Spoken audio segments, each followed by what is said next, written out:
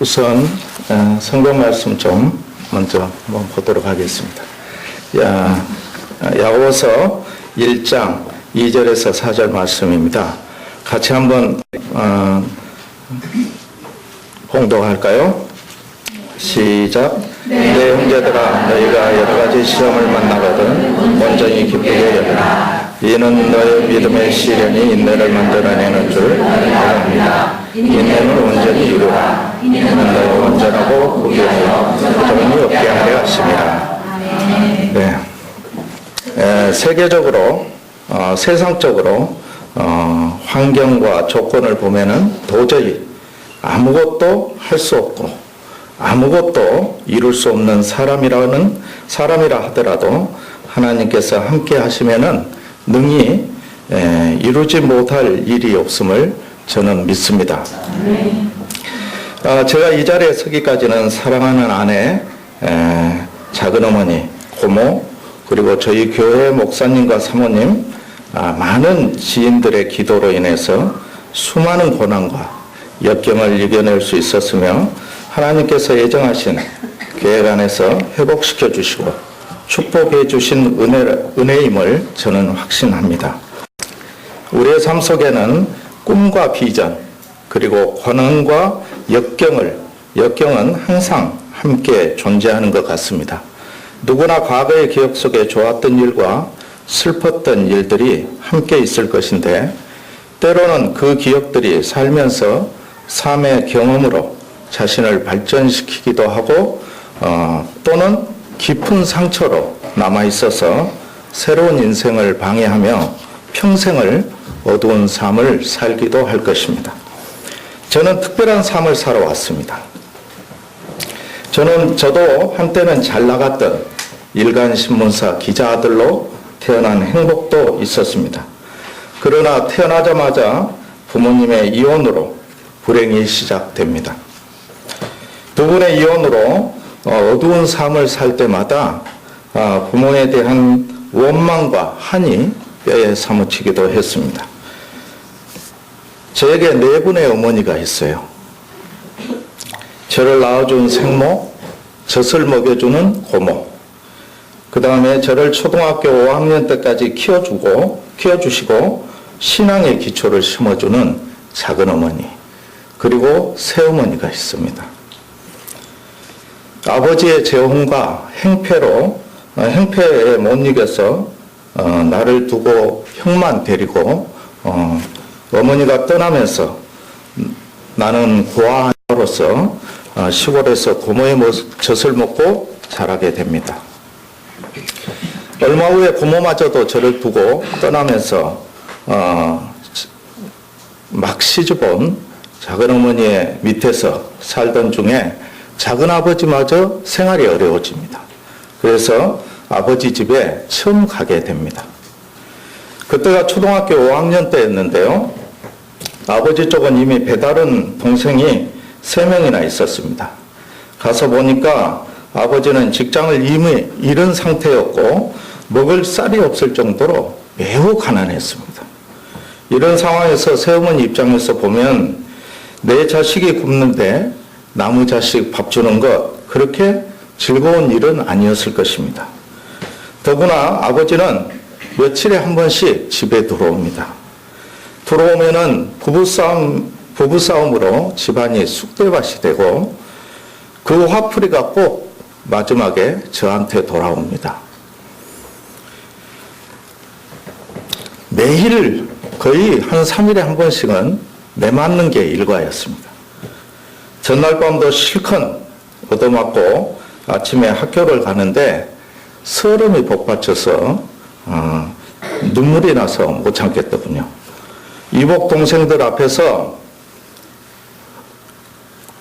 어떤 경우에도 울지 않겠다고 명세했기 때문에 아무도 보지 않는 다리 밑에서 실컷 울다가 작은 집에 가야 되겠다고 생각하고 버스를 올라탑니다. 한참 가다가 버스표를 검사하더니만은 아무리 울면서 사정을 해도 내리게 합니다. 저는 그 길로 걷기 시작합니다. 지금은 포장이 다 돼 있지만은 그 당시만 해도 전부 비포장 도로였습니다. 그때 가장 무서웠던 기억은 밤길이었는데요. 들짐승 울음소리는 그나마 괜찮았어요. 그러나 무서운 생각이 들어서 뭔가 뒤에 자꾸 있는 것 같아서 뒤를 돌아보면은 모든 사물이 귀신같이 보이는데 잠시 기절하기를 수십 번을 거듭하면서 4일 길을 걸어갑니다.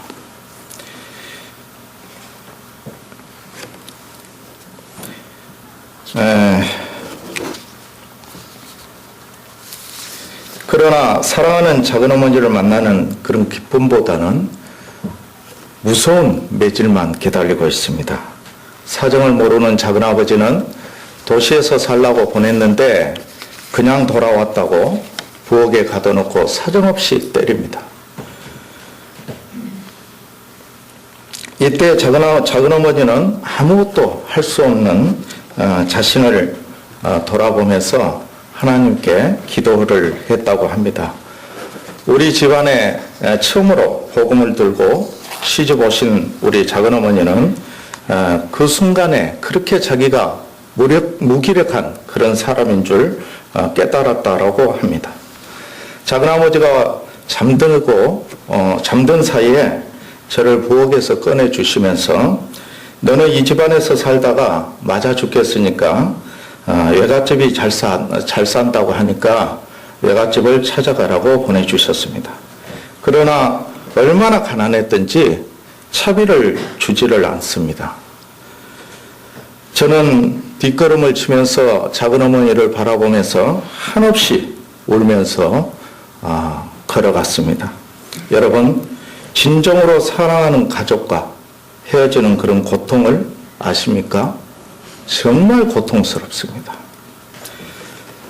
가족의 사랑은 머리로서 생각하는 것이 아니라 가슴으로 느껴야 한다고 저는 생각을 합니다.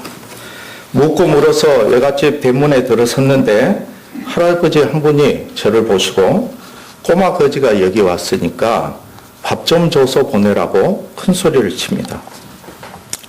저는 여기가 우리 외갓집이라고 큰 소리로 소리쳤습니다. 외할아버지는 한참 저를 쳐다보시더니만은 너는 누구냐고 다시 묻습니다. 저는 영모입니다 하고 또 소리쳤습니다. 핏덩어리 갓난아이 때 보고 처음 본 저를 알아보시지는 못했지만은 느낌으로 아셨다고 합니다. 비포장길을 얼마나 걸었든지 발바닥은 전부 물러터져 있었고 온몸에는 피멍이 들어 있었다라고 합니다. 저는 그때 일주일간 꼼짝 못하고 들어누워 있던 기억이 정말 생생합니다. 모처럼 외갓집에서 평안하고 안정된 생활을 하고 있는데 어느 날 아름다운 기부인이 한 분 오십니다. 혈육이라고 그래서 그런지 느낌으로 어머님을 알 수 있었습니다. 그러나 만나는 설레임과 기쁨보다는 또 다른 절망이 눈앞을 캄캄하게 합니다. 당신이 재혼하실 때 형 하나밖에 없다라고 말하고 결혼했기 때문에 너와 함께 살 수 없다는 것입니다. 그 말을 듣고 저는 밤새워 울었습니다. 저는 어린 마음에 어머니만 만나면은 새로운 삶이 시작되고 어머니만 만나면은 모든 문제가 해결되는 줄 알았습니다. 그러한 소망을 가지고 그 많은 고난을 이겨내 왔습니다. 다음날 아침에 말없이 떠나는 어머니의 뒷모습을 바라보면서 모든 꿈과 희망이 사라졌고 결국 나 혼자라는 것을 그때 깨닫게 됩니다. 저는 이때 처음 꿈을 갖게 됩니다. 모든 것을 잃어버린 저는 성공해서 내 힘으로 잃어버린 모든 것을 찾겠다라는 그런 희망을 가지고 살았습니다. 농촌에서 농사 짓고 있어서는 성공할 수 없다라는 생각에 어머니가 계신 도시로 보내달라고 떼를 써서 어머니 곁에 가지만은 역시 이모님 집에 얹혀서 살아야 했습니다. 여러분, 철이 들면서 눈칫밥 먹는 것 정말 힘들고 고통스럽습니다. 스스로 자립해야 되겠다고 생각을 하고 무작정 뛰쳐나옵니다. 이때가 고등학교 1학년 3개월 만에 나오게 됩니다. 이때부터 나의 빵의 인생이 시작됩니다. 저에게 빵과 케이크는 단순히 하나의 상품이 아니라 내 인생의 전부를 차지한다 해도 과언이 아닙니다. 빵을 만들면서 처절한 외로움과 배고픔을 달래왔으며 지금 제가 있기 때문이죠. 저의 빵의 인생이 싹트기 시작한 것은 아버지 집에 6개월 있을 동안 다니던 초등학교 앞에 작은 빵집이 있었는데 유리 진열장에 가득 차 있는 빵, 하얀 설탕이 듬뿍 묻어 있는 도넛을 바라만 봐도 행복하고 배가 불렀습니다. 저는 매일 허기진 배를 움켜쥐고 하루도 빠지지 않고 그 빵집 앞에 서서 구수한 냄새, 빵 맛을 생각하며 배고픔을 달랬던 기억 때문에 빵집에 취업을 하게 됩니다. 여러분, 눈물 젖은 빵을 먹어보셨어요? 여기 계신 분들? 저는 많이 먹어봤습니다. 그 시대에는 빵을 먹다가 들키면은 죽도록 얻어맞든지 직장에서 쫓겨나기도 했습니다. 한 번은 크림빵을 먹고 싶어서 하나를 몰래 들었습니다. 그런데 먹을 것이 없어서 재래식 화장실에 쭈글 쉬고 앉아서 먹었던 기억이 납니다. 그 많은 고난 중에 가장 힘들었을 때가 명절 때입니다. 모든 사람들이 사랑하는 가족을 찾아서 떠났는데 나는 갈 곳이 없어서 불 꺼진 공장 다랑박에서 추위에 떨면서 배고팠던 기억입니다. 그때는 왜 그렇게 추웠던지요? 여러분, 처절하게 배고프고 외로움을 경험해 보셨나요? 혹시나 이곳에서 계신 여러분들이 가족의 소중함을 잊고 계십니까? 지금 이 시간 생각을 바꾸셔야 됩니다. 저는 아내를 만나 결혼하기 전까지는 한 번도 가족의 사랑을 경험해 본 적이 없습니다. 저는 가족의 사랑을 생각할 때마다 주님을 생각해 봅니다. 저희들을 위해서 온갖 고초를 겪으면서 십자가에 매달려 죽기까지 사랑하셨는데 시시때때로 우리는 주님을 핍박하면서 떠나가는 사랑하는 아들, 딸들을 바라보시면서 얼마나 고통스러웠을까, 얼마나 힘들으셨을까 생각을 해봅니다. 하나님께서 저에게 특별한 은사를 허락하심에 감사드립니다. 빵과 케이크를 만드는 기술을 허락하시고 그 은사를 통해서 하나님의 소명을 주셨음에도 깨닫지 못하고 원망과 불평만 하는 부정적인 삶을 살았습니다. 마치 이스라엘 백성이 출애굽하여 낮에는 구름기둥, 밤에는 불기둥으로 인도하시고 마라의 쓴물을 단물로 만나와 메추라기로 먹여주셨음에도 불구하고 조금만 불편하면은 원망과 불평을 했습니다. 저도 마찬가지였습니다. 늘 부정적인 생각에 사로잡혀 있는 저는 항상 이런 말을 했죠. 내가 무슨 죄가 있어서 갓난아이 때부터 이렇게 고생을 해야 되나 하면서 부모에 대한 원망과 한을 품고 살아왔습니다. 늘 부정적인 생각에 갇혀있는 저는 방황하면서 더 참담한 역경 속으로 빠져들게 됩니다. 다 말씀드릴 수는 없지만은 멘토가 없는 저는 말이 거칠어지고 행동이 거칠어지면서 월급을 받으면 돈을 모으는 것이 아니라 술 먹고 싸우다가 소년원에 가게 됩니다. 한번 경험해 보니까 두 번 다시 가서는 안 되겠더군요. 그나마 저는 룸메이트들이 괜찮은 편이었어요. 그래서 더 나쁜 것은 배우지 않았었죠. 저지간 사람은 좋은 사람을 만나는 게 굉장히 중요한 것 같습니다. 소년원에 나와서 이제는 정신 바짝 차리고 일하면서 성실하게 살아야겠다고 생각을 하고 처음으로 월급을 타서 적금을 넣었습니다. 12달을 잘 보냈어요.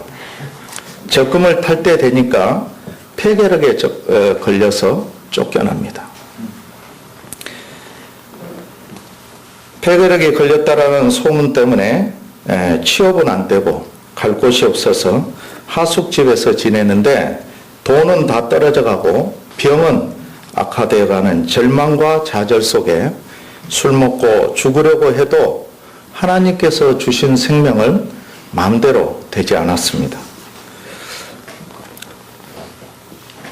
이상하게도 죽음이 두려워지는 병이 자꾸 악화되어 가니까 이상하게도 죽는 것보다는 삶에 대한 의욕이 더 생깁니다.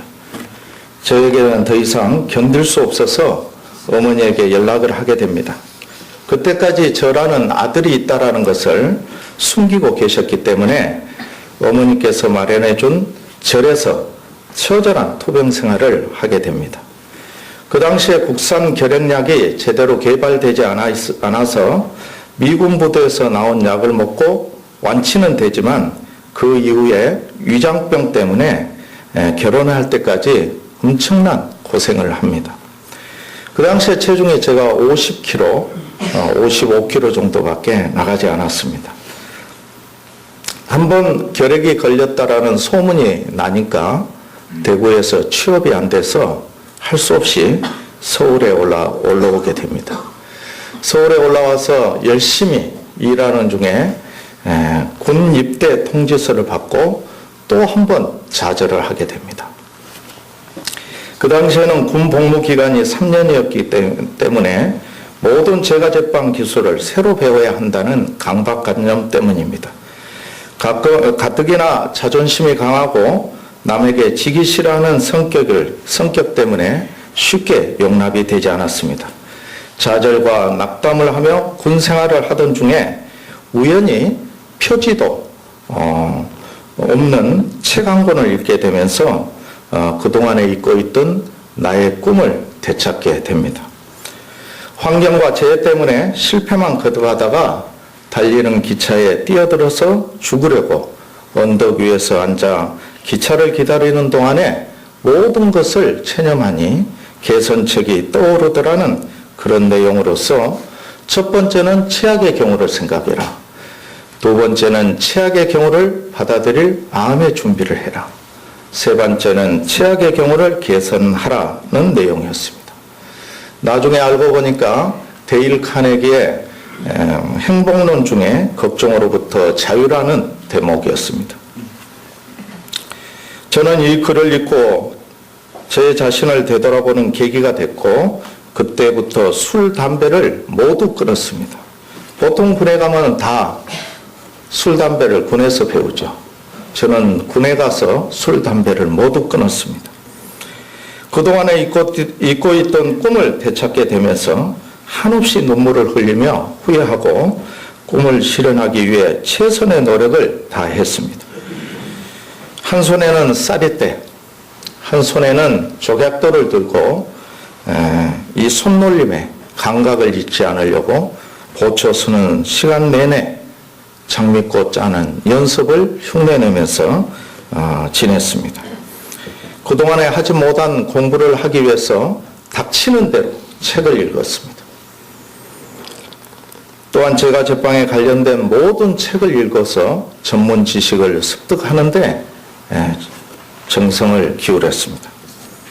하나님께서는 세상 속에서 모든 것을 통해서 역사하심을 저는 믿습니다. 우리가 살아오면서 하나님의 역사하심을 사람을 통해서 또는 어떤 환경을 통해서 수많은 방법으로 다가오십니다.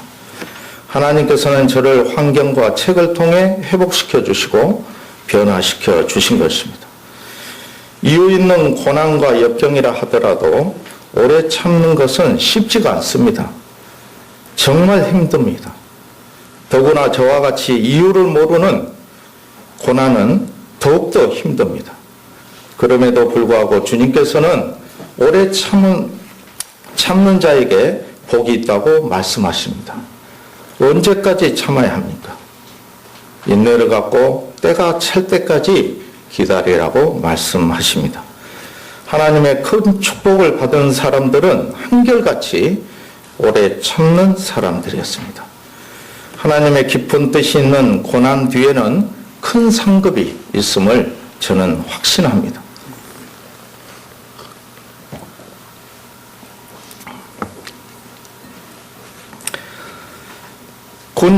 군 제대 후에 새로운 삶을 살기 위해서 최선을 다하던 중에 1979년 사랑하는 아내를 만나서 가정을 이루게 됩니다.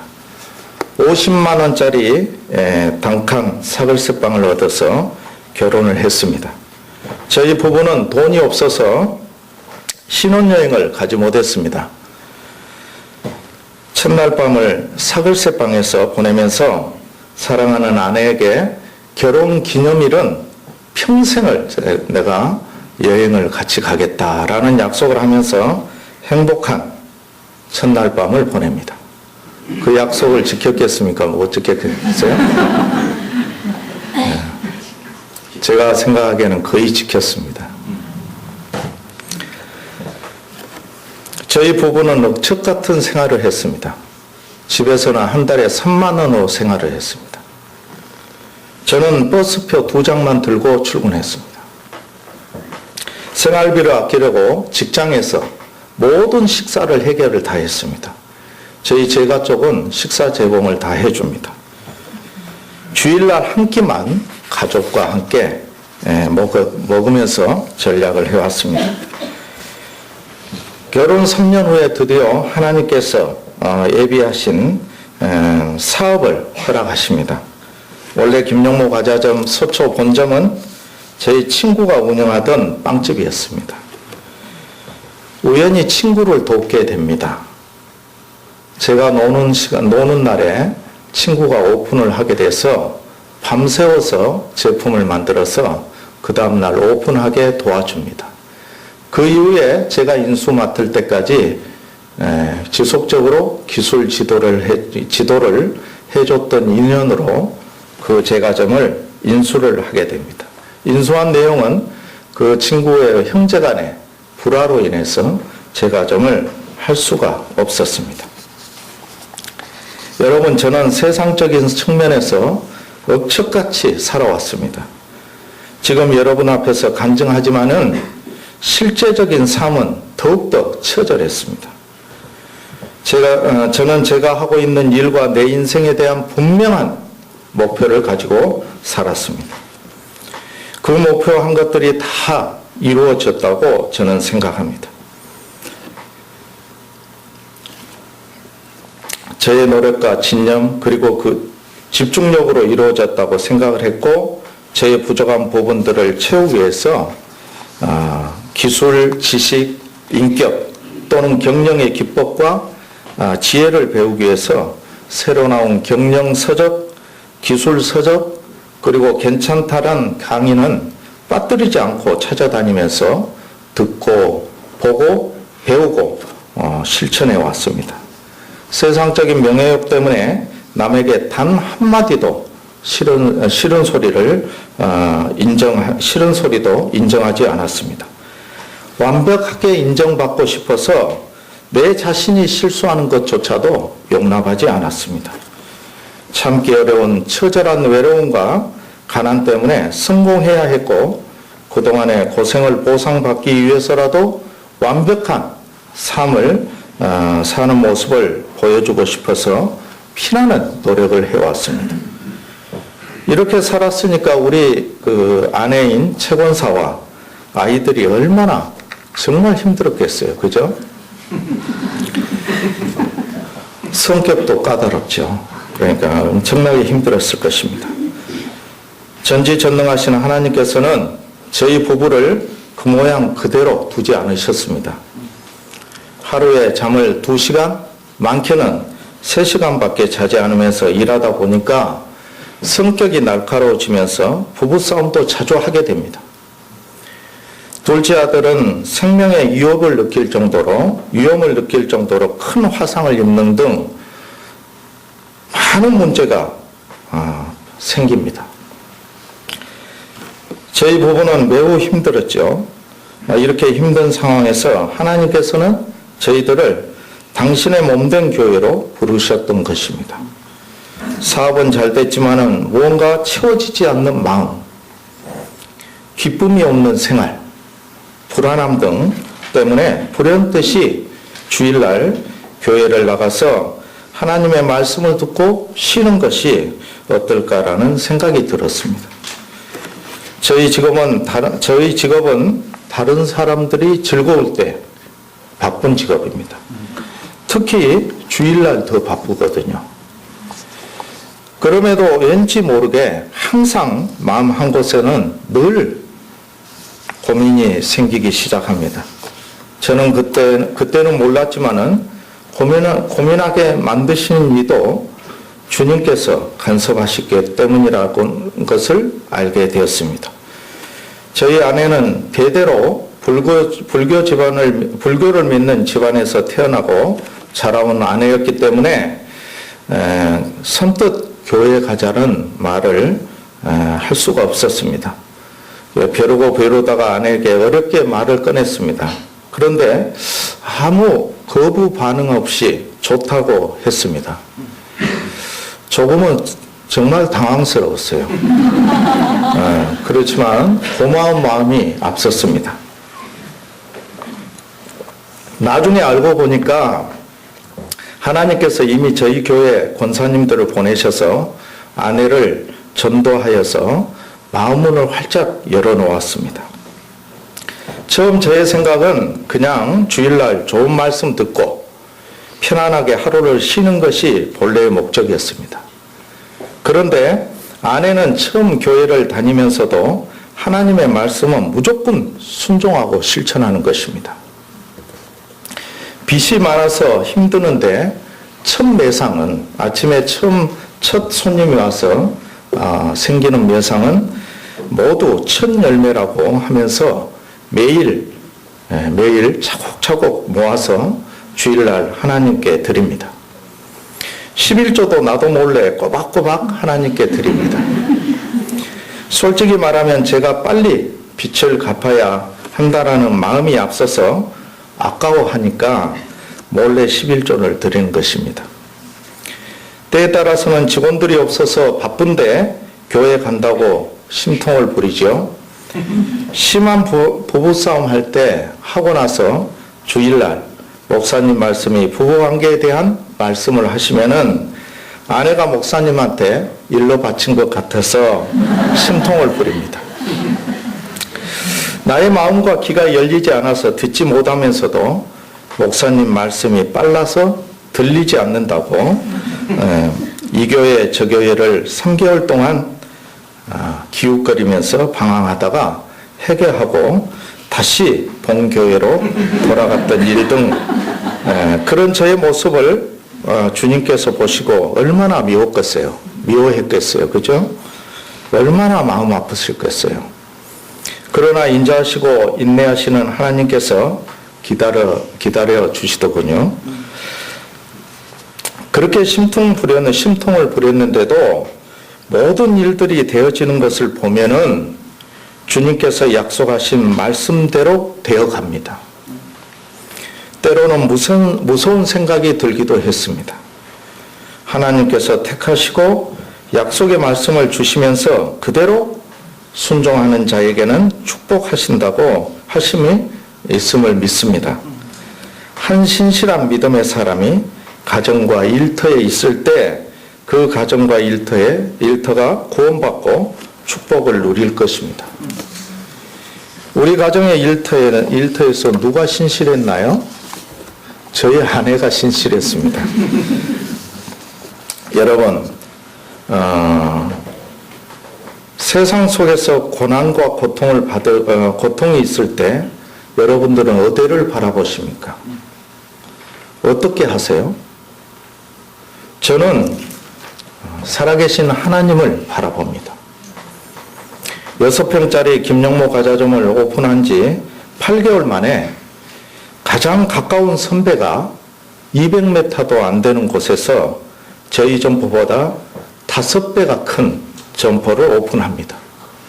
오픈하기 전에 숨기고 저희 과자점의 모든 정보를 저에게 묻습니다.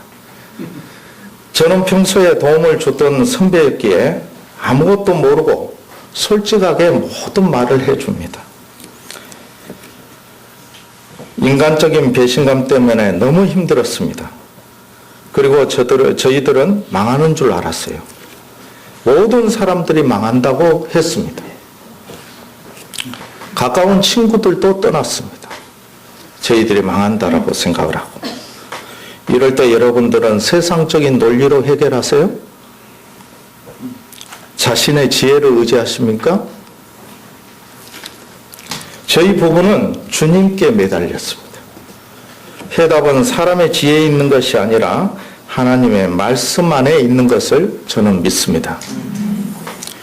로마서 8장 37절에 그러나 이 모든 일에 우리 하나님을 사랑하는 이로 말미암아 우리가 넉넉히 이기느니라. 아멘.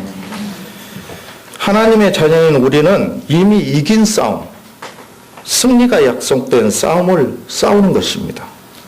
믿음 안에서 우리는 언제나 승리할 수 있다고 저는 봅니다.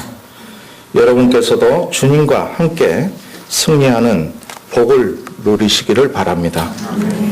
여러분, 저에게 성공의 조건이 무엇이냐고 물은다면 일에 대한 열정과 애정이라고 말합니다.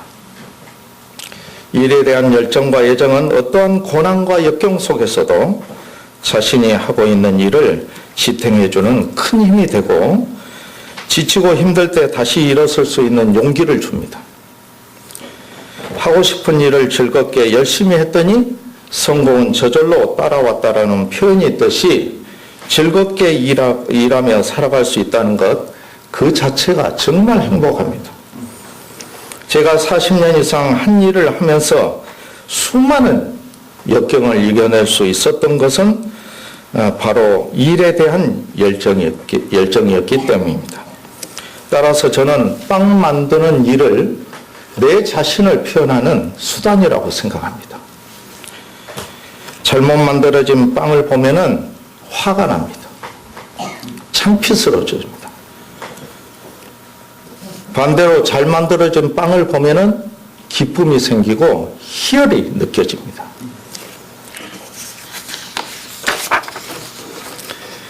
여러분, 21세기는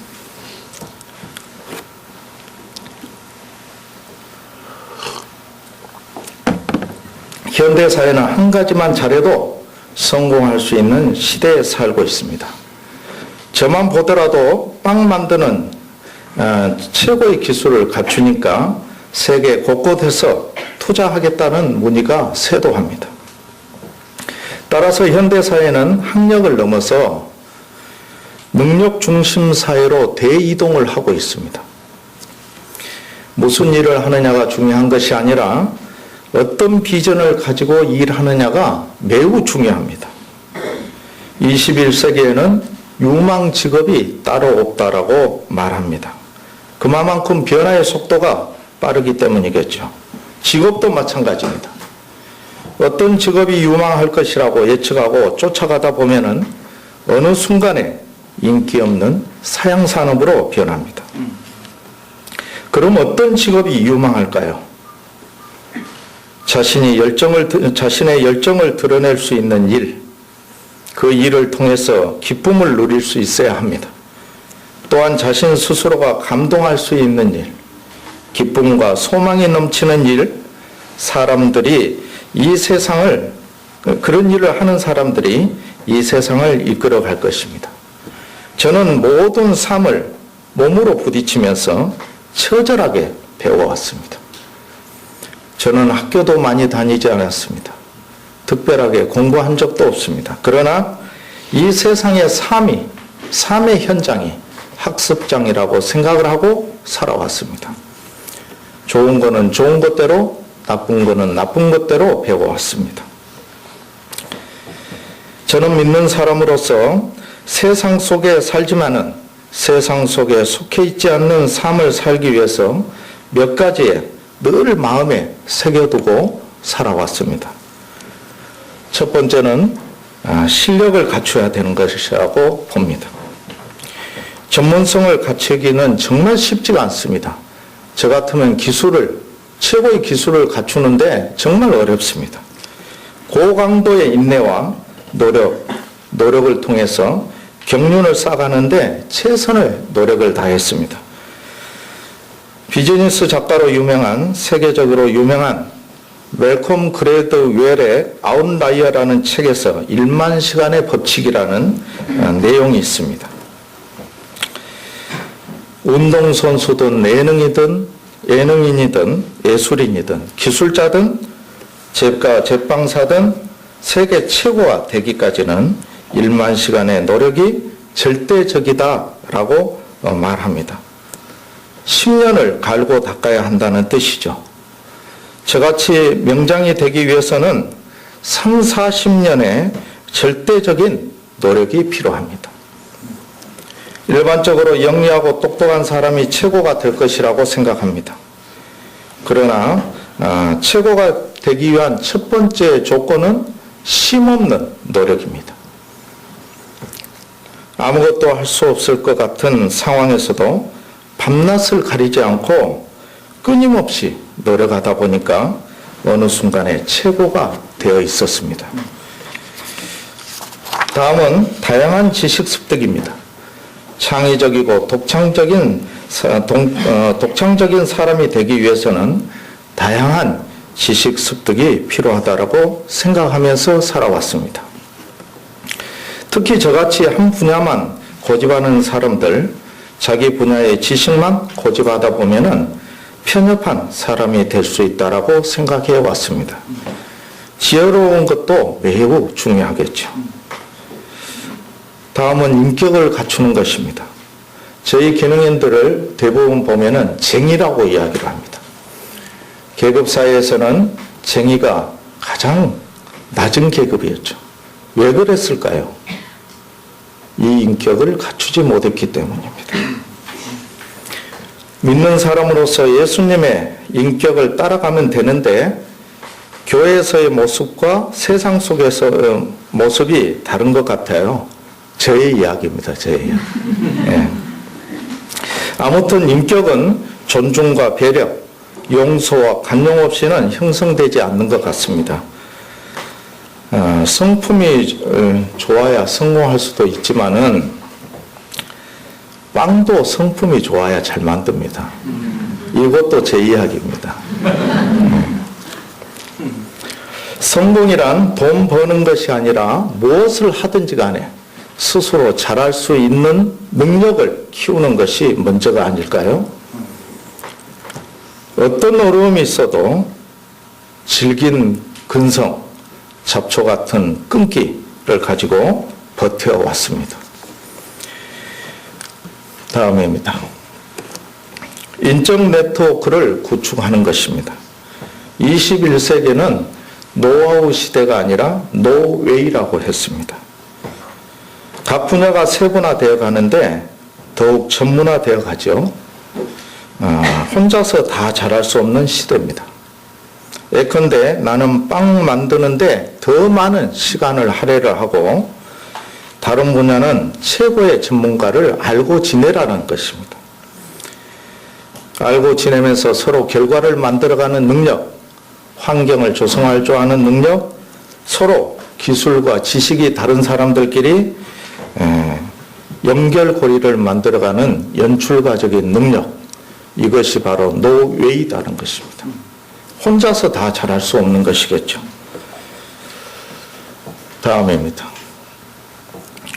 저는 뉴프론티어 정신을 갖추어야 된다고 늘 생각을 해왔습니다. 특히 그리스도인들은 신개척자적인 삶을 살아야 되는 거 아닌가요?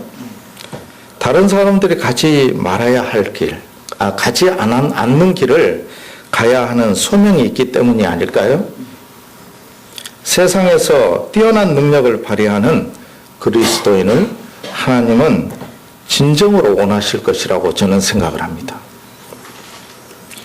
또한 다른 사람과 비교하지 말자. 저는 항상 그렇게 생각해 왔습니다. 왜 비교하지 말아야 되나요? 저 같은 환경에서 만약에 비교하면서 살았다라면 저는 지금 이 자리에 서 있지 않았을 것입니다. 제가 왜 젊었을 때 내 자신의 처지에 절망만 하고 있었나요? 가치관의 상실이었다고 저는 생각을 했습니다. 자신이 얼마나 존귀한 존재인지 깨닫지 못해서이죠. 각 사람들에게 하나님께서는 그 누구도 흉내낼 수 없는 능력, 달란트를 허락하셨음을 깨닫게 되면서 나만의 가치관과 분명한 철학을 갖게 되었습니다. 공부 좀 못해도 괜찮아. 그죠? 좀 못 살아도 괜찮아. 좀 못 살아도 괜찮아. 저는 마음속으로 이렇게 외치면서 당당해지려고 노력을 많이 했습니다. 부정적인 생각을 하나님께 내려놓고 담대히 나갈 때 하나님께서는 부족한 사람도 사용하실 줄 믿습니다. 저는 신앙생활 하는 중에 제일 잘하는 것은 하나님께 떼쓰는 것입니다. 위급한 일이 생기면 어떤 상황에서든지 저는 마음속으로 이렇게 외칩니다. 사랑하는 하나님 아버지, 저는 당신의 사랑하는 아들이 아닙니까? 약속의 말씀을 주시지 않았습니까? 도와주세요. 라고 외칩니다. 그럴 때마다 하나님께서는 한 번도 외면하신 적이 없습니다. 여러분도 믿음으로 하나님께 구하시면서 구하시면은 요즘 같은 불황에서도 이삭과 같이 풍요로움을 누릴 수 있을 것입니다. 절망 속에서도 소망의 빛을 보게 될 것입니다. 도전 정신만 하고 잠시 쉬도록 하겠습니다.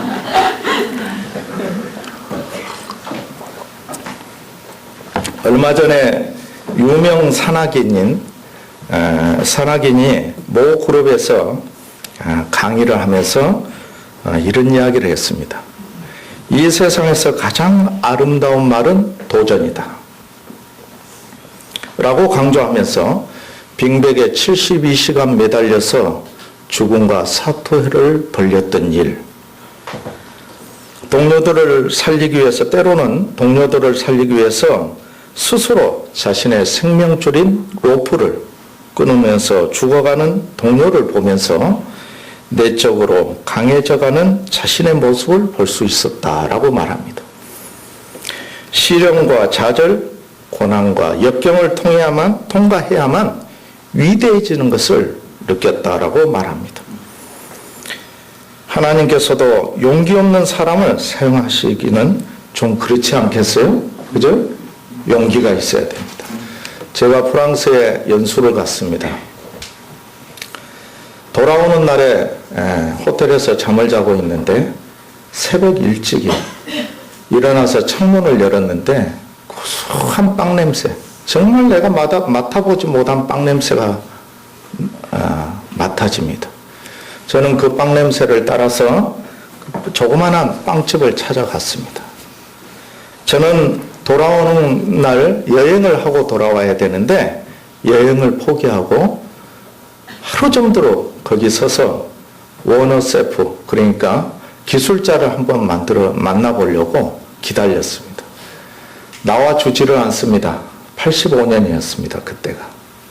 우리나라는 프랑스에서 우리나라가 어디에 있는 줄도 모를 때입니다. 비행기 시간은 다 되어가는데 공장에서 나오질 않습니다. 할 수 없이 돌아왔습니다. 그 이후로 3번을 찾아갔습니다. 한국에서 프랑스로. 갈 때마다 하루 정도록 서 있는데도 나와주지를 않습니다. 세 번째 찾아가니까 그 친구가 투덜대면서 나옵니다. 친구가 아닙니다. 나이가 많으신 분입니다. 어디서 코리아가 꼬레가 어딘데 어디서 어느 나라 사람인데 그렇게 자주 와서 찾느냐고. 그때 나와줘서 만나서 결국 그 사람의 기술을 배우게 됩니다. 여러분들, 이런 끈기와 도전 정신이 사람을 새롭게 만든다는 것을 여러분들이 아셔야 됩니다. 제가 이 빵을 좀 소개를 드릴게요. 이 보라색 나는 빵은 물이 하나도 안 들어간 빵입니다. 와인이 들어간 빵. 근데 와인을 그냥 쓰면 빵이 안 됩니다. 와인을 끓여서 알코올을 날려버리고 그 와인을 가지고 써야만이 빵이 됩니다. 알코올이 많으면은 빵이 제대로 이렇게 되지가 않죠. 그리고 이 지금 모든 빵은 전부 100% 유기농 밀입니다. 저희 과자점에서 사용하고 있는 모든 밀가루는 100% 전부 다 유기농 밀을 사용하고 있습니다. 또 하나는 발효법 자체가 다릅니다. 유산균 발효법을 사용을 하는데요. 제가 1995년도에 독일 연수를 가서 그 유산균 발효법을 알게 됩니다. 그래서 그거를 적용을 하기 위해서 그 종을 독일에서 수입을 해서 냉장으로 수입을 해서 한국에서 사용을 합니다. 그런데 한 3개월 되면 이상하게 변종이 됩니다. 변종이 뭐냐면은 결국 부패된다는 이야기입니다. 그래서 또 다른 나라에서 수입을 또 해서 사용을 해도 똑같은 현상이 계속 나오는 것입니다. 그 다음에 미국 샌프란시스코에 아주 유산균 샌프란시스코 바실러스라는 그런 균이 있습니다. 그걸 가지고 와서 사용을 했는데 역시 3개월 만에 똑같은 현상이 일어납니다. 그 이유가 뭔가 이렇게 연구를 해보니까 각 나라마다의 기후와 토양이 다른 것입니다.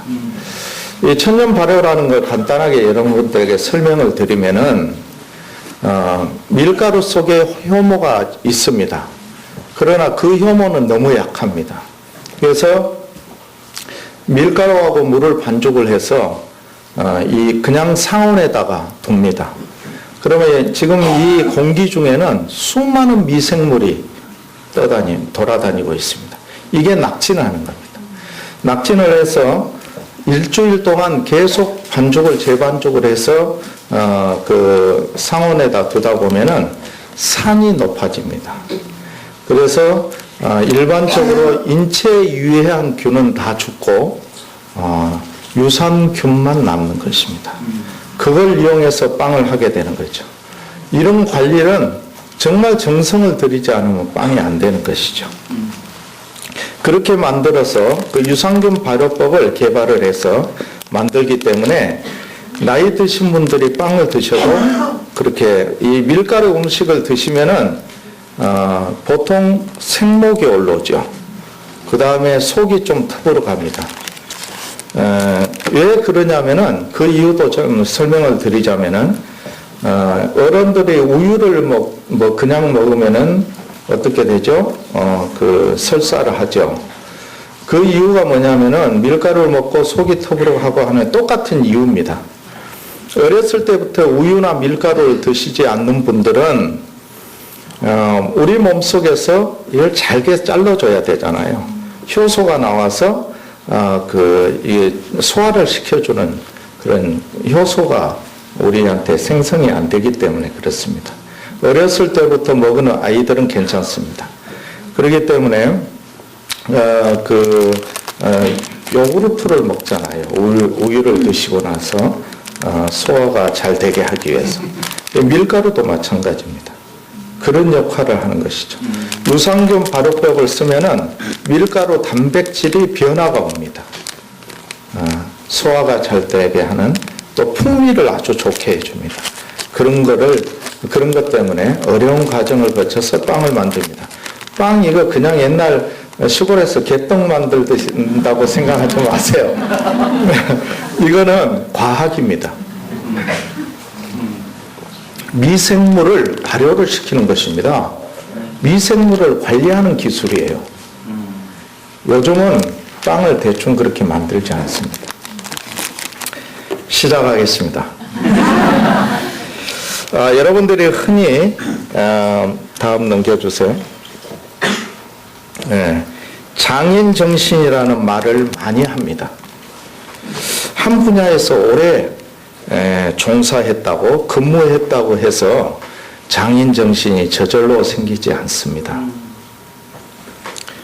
장인정신은 꼭 해내고 말겠다라는 신념과 사명감 그리고 몰입과 집중력입니다. 여기에서 생기는 것입니다. 빵 하나 장을 만들어 보려고 해외 연수를 수십 번 다닙니다. 수많은 책과 실험합니다. 수십 번의 실패를 거듭하면서 결국은 만들어냅니다. 정직함을 잃지 않으려고 크리스마스 전날 400개 케이크를 쓰레기통에 모두 버립니다. 그 케이크는 여러분들 그냥 주면은 모릅니다. 제가 독일 연수를 갔다 23일 날 귀국을 했는데 보통 케이크 24일 날 나가잖아요. 케이크 그 당시에는 버터로 만든 케이크입니다. 그래도 미리 만들어 놓습니다. 케이크 안 보이는 겁니다. 가득 쌓여 있어야 되는데 어디에다 보관을 했느냐고 물었더니만은 지하실에 집수정이 있는 지하실에다 보관을 했습니다. 여러분들 케이크를 사셔서 남은 제품은 상온에다 그대로 두시든지 아니면은 냉장고에 였을 때 그거 있죠? 두꺼운 그런 비닐이라든지 아니면은 그릇에 공기가 통하지 않는 그릇에 담아서 보관을 해야 됩니다. 모든 케이크는 나쁜 냄새를 빨아들이는 게 강합니다.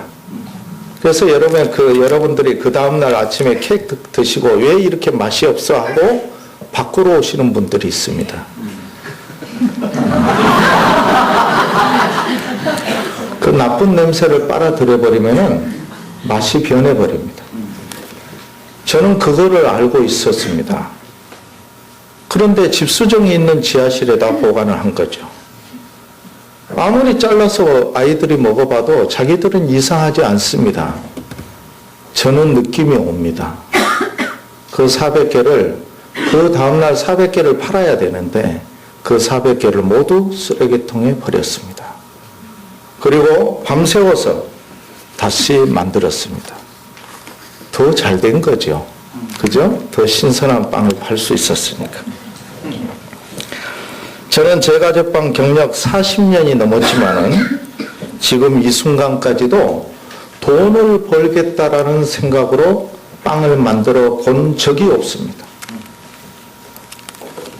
오직 이 세상에서 최고의 제품, 최고의 빵을 만드는 것이 저의 꿈입니다. 따라서 누구도 시도하지 못한 유기농 밀가루, 설탕, 천일염, 프랑스산 최고의 초콜릿 등을 벌써 15년 전부터 사용을 해서 빵을 만들어 왔습니다. 유기농 밀가루, 그냥 유기농 밀가루 하니까 여러분들이 유기농 밀가루가 그렇게 대단하냐라고 이야기할 줄 모르겠지만은 모든 재료가 내추럴해지면은 질수록 빵 만들기는 어려워지는 것입니다. 제빵용으로 가공돼서 나온 밀가루는 대충 만들어도 빵이 됩니다. 그러나 내추럴한 아무 첨가제가 들어있지 않는 유기농 밀은 정말로 기술이 없으면 만들지를 못합니다. 저는 얼마만큼 매출을 올렸느냐, 얼마만큼 많은 빵을 팔았느냐에 관심이 전혀 없습니다. 어떤 제품을 만들었느냐, 그리고 어떤 자세로 빵을 팔았느냐에 관심이 있습니다. 절대 한 번도 누구한테도 제품에 대해서는, 제품 잘못 만드는 것에 대해서는 용납하지 않았습니다. 그 중에서도 가장 용납하지 않는 부분은 정성 들어가지 않는 빵에 대해서는 조금도 용납하지 않았습니다. 저희 김영모 과자점은 하나님의 기업으로서 천년 기업을 목표로 하고 있습니다. 불가능할까요? 저는 가능하다고 봅니다. 가까운 일본에는 일본 전통 과자점이 950년 된 과자점이 있습니다. 그런데 대부분 우리나라 사람들은 아이들이 가업을 물려받지 않으려고 해서 하고 변명을 합니다. 그런 사람들은 되새겨봐야 됩니다. 뭔가 아버지로서의 역할을 제대로 하지 못한 것이 드러난 것입니다. 요즘 젊은 사람들은, 젊은 아이들은 아버지를 존경해야 합니다. 그래야 가업을 물려받으려고 합니다. 아버지를 존경하고 아버지가 하는 일을 존중해야 합니다. 그러려면은 정말 열심히 사는 모습을 아이들한테 보여줘야 됩니다. 자기가 하는 일에 대한 분명한 가치와 철학을 갖지 않으면은 가업을 이어가지 않습니다. 우리 가족은 모두 같은 일을 하고 있습니다. 큰아들은 영국에서 호텔 경영을 공부하고 현재는 저희 과자점에 경영 수업을 받고 있습니다. 둘째 아이는 영국에서 5년, 프랑스에서 12년 동안 제가 공부를 하면서 2003년도 스위스 생갈린에서 열린 국제기능올림픽 대회에서 한국 제가 부분에서 한국의 첫 메달을 안겨줍니다. 그의 국제대회에서 개인 부분 우승을 많이 해서 지금도 국위선양을 하고 있습니다. 조금 이따 PPT를 보면서 제가 또 설명도 해드리겠지만은 그 아이는 초등학교 3학년 때부터 빵을 만들겠다고 했습니다. 저는 정말 할 수 있는지 테스트를 했습니다. 초등학교 3학년 때부터 방학 때 일주일씩 공장에서 일을 해야 용돈을 줬습니다. 그러면서 그 아이가 정말 잘할 수 있을까 지켜본 것입니다. 그 아이는 분명히 할 수 있다라는 자신감을 가졌습니다. 저는 누뚱이가 하나 있습니다. 딸입니다. 미술을 전공을 하고 있는데요. 금년에 이화여자대학에 입학을 했습니다. 공부하면서 어머니가 맡고 있는 제품 디자인, 포장 디자인, 디스플레이 등을 책임지겠다라는 포부를 가지고 열심히 공부하고 있습니다. 저희 가정의 자녀들은 철저하게 본인이 하고 싶은 공부, 본인이 하고 싶은 일을 스스로 선택하게 했습니다. 부모로서의 역할은 아이들이 하고 싶은 일, 하고 싶은 공부를 잘할 수 있도록 저희들은 기도로서 서포트만 해줬습니다. 저희 아이들이 유학 중일 때도 몇 년에 한 번 정도밖에 가보지 못했습니다. 그러나 날마다 우리 최권사는 하나님께 기도로서 기도하면서 전적으로 의지해 왔습니다. 하나님께서 함께 하심으로 아이들이 앞으로 잘 성장케 해서 천년기업의 꿈을 꼭 이루어 주실 줄이라고 저희는 믿고 있습니다. 현재까지 3대가 보장되어 있습니다. 네. 우리 둘째 아들은 아직 결혼은 안 했지만 결혼하면은 빵 만드는 애가 태어날 때까지 넣겠답니다. 그러니까 3대가 보장됐잖아요. 네. 저희 과자점은 하나님을 섬기는 기업으로 성장하는 비전을 가지고 있습니다. 30년 전에 6평 점포와 직원 3명으로 시작한 작은 회사였지만은 현재는 180명이 근무하고 있습니다. 오래전부터 전 직원 복음화의 사명을 감당하는 도전을 하고 있습니다. 직장 선교의 새로운 모델이 될 수 있도록 기도하고 노력하고 있습니다. 이 모든 계획은 사람이 세울지라도 이루시는 이는 하나님이심을 저희들은 믿습니다. 여러분들께서도 많은 기도를 해주시기 부탁드립니다.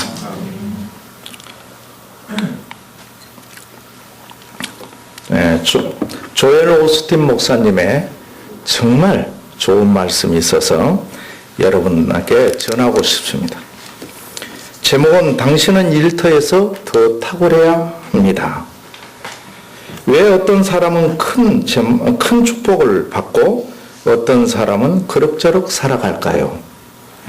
여러 가지 이유가 있겠지만은 한 가지 분명한 사실은 하나님께서는 뛰어난 사람을 축복하시지 평범한 사람은 축복하시지 않는다. 어떤 사람이 하시지 않는다. 그렇다면 뛰어나고 진실한 사람은 어떤 사람일까?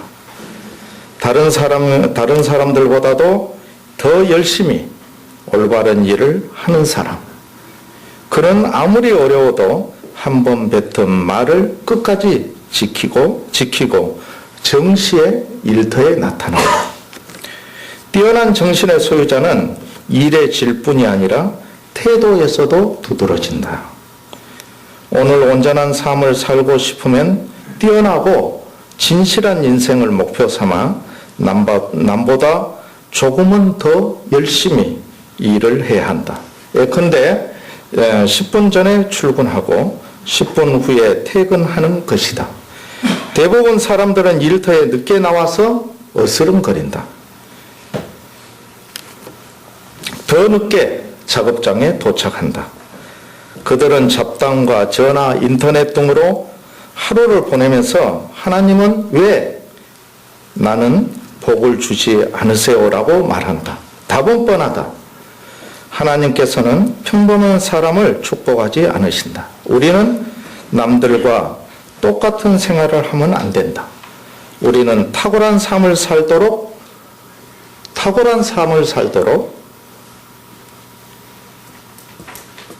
부름받은 사람들이다.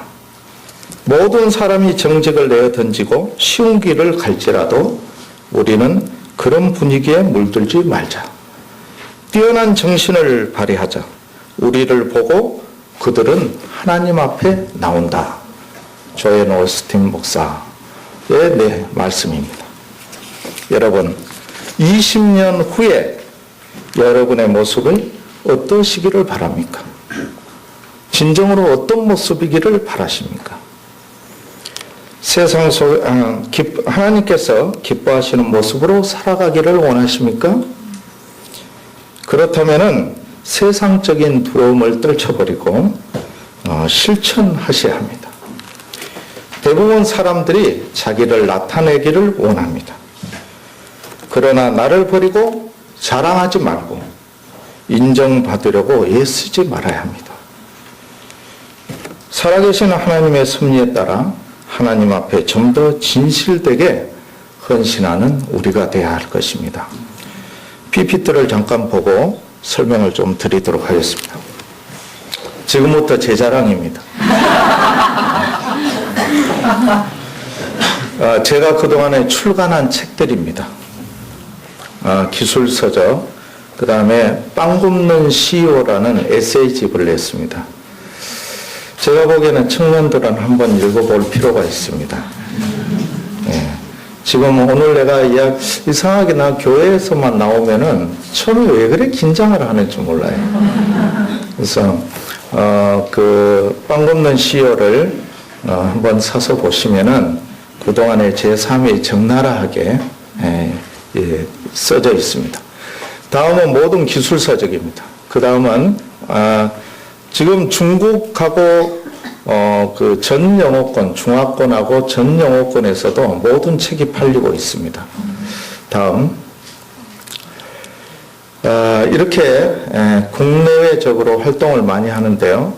학생대회라든지 여성기술인대회, 또 월드 초콜릿 마스터 경기대회, 그리고 전국 기능 경기대회, 모든 대회 창설을 한국 대회를 제가 다 했습니다. 다음 세대에 대한 준비입니다. 다음. 세계 대회에도 많은 활동을 합니다. 미국 라스베가스 세계 제가 월드컵 챔피언십 대회, 프랑스 가장 세계적으로 권위 있는 프랑스 리옹에서 개최된 월드 페스트컵 국제대회 심사위원을 하고 국제심사위원을 하고 2007년도에는 동양인으로서 최초로 명예심사위원장까지 하면서 국제적인 활동을 합니다. 다음. 상도 참 많이 받았어요. 이거는 아무것도 아니에요. 지금 골라서만 여는 거죠. 장한 한국인상을 수상했죠. 그 다음에 기능 한국인. 다음에 제가 명장. 2007년도에 저는 한국에서 훈장을 먼저 받는 게 아니고요. 프랑스에서 먼저 받았어요. 프랑스와 한국 제가 협회와 프랑스 제가 협회 국제 교류 협정을 제가 체결을 했습니다. 그래서 양국 간의 교류 협력이 가장 활발하게 이루어지게 만들었죠. 그래서 프랑스에서 훈장을 받았습니다. 한국에서 조금 안 줘서 미안한지 더 큰 상을 줬습니다. 금년에 은탑 산업 훈장입니다. 개인이 은탑 산업 훈장 받기 정말 어렵습니다. 나오지 않습니다.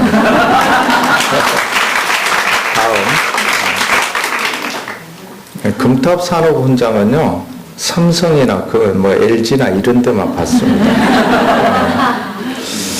다음은 방송 출연입니다. 이것도 아무것도 아닙니다. 아침마당을 제가 3번을 출연을 했습니다. 제 인생의 삶을 전부 이야기하다 보니까 그렇게 걸린 거죠. 다음에 최고의 요리 비결, MBC의 성공의 비밀, KBS는 아침마당, 그 다음에 SBS의 인생 대역전이라는 프로에 출연해서 했습니다. 다음은 이렇게 KBS의 어떤 이런 요리 비결, 제과 제빵 기술을 전수하는데 계속 출연을 했습니다. 다음은 이제 저의 이야기인데요. 37회 스위스 생갈린에서 국제기능올림픽 대회에 나와서 지금 대회하고 있는 그런 모습입니다. 제가 아들 덕분에 노무현 대통령께서 돌아가셨지만은 제가 청와대를 들어갔네요. 그래서 같이 만찬에 참여했습니다. 다음. 역시 이제 그 대회인데요. 이 대각선으로 두 번째가 이제 스위스 대회고요. 이 옆에 부분은 아이스 카빙이라 그래서 얼음 조각입니다. 다음에요. 라스베가스 대회, 그 다음에 이쪽은 한국 대표 선수 선발전에 출연을 했습니다. 다음. 이 제품을 한번 보실까요?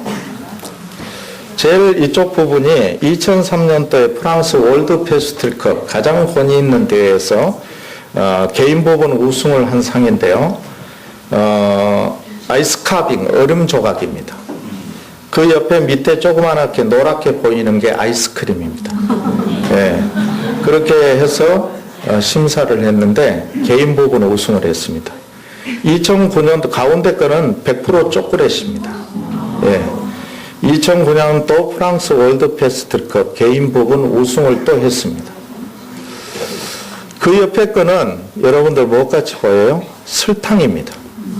100% 설탕입니다. 2013년 내년 1월 27일입니다. 월드페스트리컵 한국 대표로 선발돼서 저것보다 더 보완된 작품을 가지고 또 세계 그 아주 강국들하고 경쟁을 하게 됩니다. 아마 저 부분까지 개인 수상을 하게 되면은 그랜드 슬램을 하는 것입니다. 네. 다음 케이크입니다.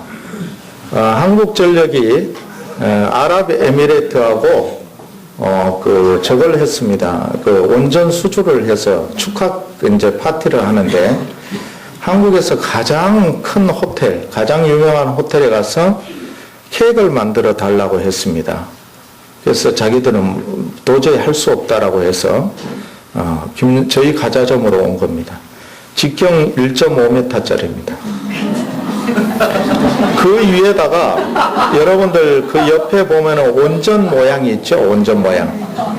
원전 모양을 그대로 만들어 달라고 했던 것입니다. 그런데 그거를 아무도 못하겠다 해서 저희들한테 왔는데 원전 모양을 그대로 만들어서 올려줬습니다. 케이크 위에다가. 원전 모양 같아요? 네. 예. 저게 뭐냐면은 파스티아주라고 해서 설탕과 젤라틴을 섞어서 만든 겁니다. 저렇게 해서 만들었는데 그 당시에 그 아랍 쪽의 국가들이 많이 참여를 했습니다. 했는데 레바논에 그 왕세자 중에 제과업을 하시는 분이 있었어요. 그래가지고 저희 과자점을 찾아와서 그 교류를 하자고 제안을 해서 가끔씩 교류를 하고 있습니다. 또한 앞으로 그 아랍에미레이트가 2호기를 할 때는 저 케이크 때문에 또 그 한국에 주겠다라고 약속을 했다고. 이건 농담입니다. 다음 저희 과자점 전경입니다. 여러분들 저희 과자점이 많을 것 같죠? 직원이 180명이라고 하니까. 저희 과자점은 3개, 그 다음에 샌드위치 카페 이렇게 4개가 있습니다. 그런데 왜 그렇게 직원이 많냐? 저희 과자점은 한 과자점, 도곡점 같은 경우는 이쪽이 저 위에군요. 도곡점 같은 경우는 일반 과자점에서 올리는 매출을 10배 이상을 올립니다. 보통 저희 과자점 반포점이나 서초 본점 같은 데도 서초 본점 12평밖에 안 됩니다. 매장이 12평밖에 안 되지만은 일반 과자점에 5배, 7배의 매출을 올립니다. 그렇기 때문에 현대사에서는 뭐 점포 많다고 해서 좋은 과자점이 아니죠. 적어도 저렇게 잘 할 수가 있다라는 것이에요. 네. 다음. 제가 대한민국 명장이면서 대한민국 명장회장을 하고 있습니다. 명장회를 잠깐 소개를 하면은 명장들 167개 직종에 약 530명이 탄생됐습니다. 그 중에 한 20분이 돌아가셨어요. 거기에 회장하고 있습니다. 내가. 그래서 저희들이 명장에서 하는 일은 기술의 대물림입니다. 네. 저희들이 가지고 있는 기술과 지식, 그 다음에 기술이라는 것은 이론만 가지고 되지 않습니다. 현장의 노하우가 꼭 필요한 것입니다. 그래서 그런 것들을 전달하는 그런 역할을 하고 있습니다. 그래서 저희 명장들은 대학 교수 자격이 주어집니다. 전임으로 주어집니다. 교육만 조금 받으면 되고요. 그 다음에 마이스터고의 전국의 전 마이스터 고등학교하고 저희 명장회하고 MOU가 체결되어 있습니다. 그래서 마이스터고에 저희들이 가서 현장의 목소리도 들려주고 기술도 가르쳐주고 합니다. 또 하나는 산업 현장 교수단이 발족이 돼서 일반 그 중소기업, 이종의 중소기업 하시는 분들이 계시든지 아니면 소상공인들이 계셔서 기술력이 부족하시다 하면은 저희들한테 연락하시면은 언제든지 정부에서 지원까지 해주면서 기술을 전수해 줍니다. 여러분들 참고로 아시라고 저희들이 말씀드렸습니다. 다음. 저희 가족입니다. 이쪽이 저희 그 오리지널 가족이고요. 저쪽에 가운데 며느리가 있습니다. 저희 큰아이가 결혼을 했어요. 제가 할아버지입니다. 그래서 이렇게 우리 가족이 모두 저렇게 열심히 한 가족이 모두 일하고 있습니다. 같은 직장에서. 다음. 없나요? 아, 그래요? 예, 예. 예. 여러분들, 제가 마지막으로 부탁드리고 싶은 말이 있습니다. 여러분들 봉사 많이 하시죠? 교회에서 봉사 많이 합니다. 그런데 세 가지만 좀 말씀을 드리고자 합니다. 봉사는 계수하지 말아야 됩니다. 계산하고 봉사할 수가 없죠. 저는 모든 삶을 저는 철저하게 몸으로 부딪히면서 살아왔다고 말씀드렸습니다. 현장에서 모든 것을 체험으로 통해서 공부해 왔습니다. 왜 계수를 하지 말아야 되냐면요. 제가 느낀 겁니다. 옛날에 MBC의 아름다운 TV의 얼굴이라는 박상원의 아름다운 TV의 얼굴이라는 프로가 있었습니다. 제가 결핵을 앓았잖아요. 서대문에 있는 무위탁 결핵 수용소에 저희들이 빵을 매달 600개씩 17년을 봉사를 하고 있을 때 역추적이 돼서 왔습니다. 저희들은 저희 이름으로 하지 않습니다. 교회 이름으로 합니다. 그런데도 찾아오셨어요. 그래서 갑자기 인터뷰를 하는 중에 PD가 17년 동안 그 숫자와 돈이 얼마나 될까요? 액수로 물어보는 거죠. 한 번도 계수해 본 적이 없습니다. 그런데 저희들이 빵을 하다가 결핵 환자들은 잘 먹어야 되잖아요. 제가 그 당시에 잘 먹어서 나갔거든요. 그래서 케이크로 바꿨습니다. 컵케이크로. 그렇게 해서 보냈는데 계산을 해보니까 참 큰 돈이더라고요. 그때부터 갈등이 생겨요. 너무 많이, 그것뿐이 아니었거든요. 뭐 어느 곳에든지 와서 도와달라 그러면 해드렸어요. 그러다 보니까 굉장히 갈등이 생깁니다. 그래서 계수하지 말라는 것입니다. 두 번째는 지속성이 있어야 됩니다. 여러분들 연말에 그냥 한 번씩 가지 마세요. 그건 아이들한테 모욕을 주는 것입니다. 제가 한번 크리스마스 지나고 12월 말경에 케이크를 한 30개 들고 제가 쪽에 그 동료들하고 고아원을 갔습니다. 갔는데 12월 달에 밖에 추운데 벤치에 앉아서 15, 6살 먹은 여자아이가 울고 있습니다. 저는 다른 사람은 다 스쳐 지나가도 저는 그냥 갈 수가 없죠. 남몰래 눈물을 너무 많이 흘려봤잖아요. 그래서 그 아이한테 다가가서 묻습니다. 왜 추운데 왜 이렇게 나와서 앉아있어? 들어가자. 저를 표독스럽게 쳐다봅니다. 아저씨들 제발 오지 말라는 겁니다. 1년에 한 번씩 와서 우리가 동문회 온숭이도 아닙니다. 사진만 찍어가고 1년에 한 번씩 오는 거 제발 오지 말아달라고 부탁합니다. 저는 그 모습을 보고 지속성 있는 봉사를 해야 된다라고 생각을 합니다. 세 번째는 사랑입니다. 역시 제가 지원하는 모 단체에서 고아원을 갔습니다. 15살 이하의 아이들이 있는 곳입니다. 6, 7살짜리가 빵을 나눠주고 그리고 잠깐 있다가 나왔는데 6, 7살짜리가 계속 따로 나오더라는 겁니다. 그래서 하나 아주머니가 계속 대문 있는 데까지 따라 나와서 앉아서 눈높이를 맞추면서 그 아이한테 물었습니다. 너 왜 이렇게 따라와? 얼른 들어가. 하니까 그 아이가 뭐라 그런지 아세요? 아줌마, 나 한 번만 안아주고 가세요. 라고 했다고 합니다. 여러분들, 물질을 주는 게 중요하지 않습니다. 사랑을 전해야 됩니다. 제가 그걸 많이 느꼈거든요. 어렸을 때 누군가가 저를 아껴주는 것 같이 이야기하지만은 때에 따라서는 모욕이었습니다. 사랑으로 봉사하셔야 됩니다.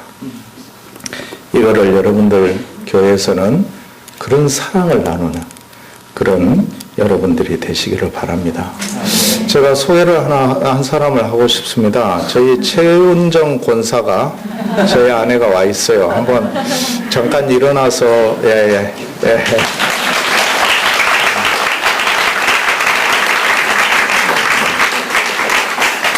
저희 가자점에 지금까지 성장하는데 가장 큰 역할을 한 사람이 우리 최은정 권사입니다. 70%예요. 저는 30%밖에 안 했습니다. 기도하고 마치도록 하겠습니다.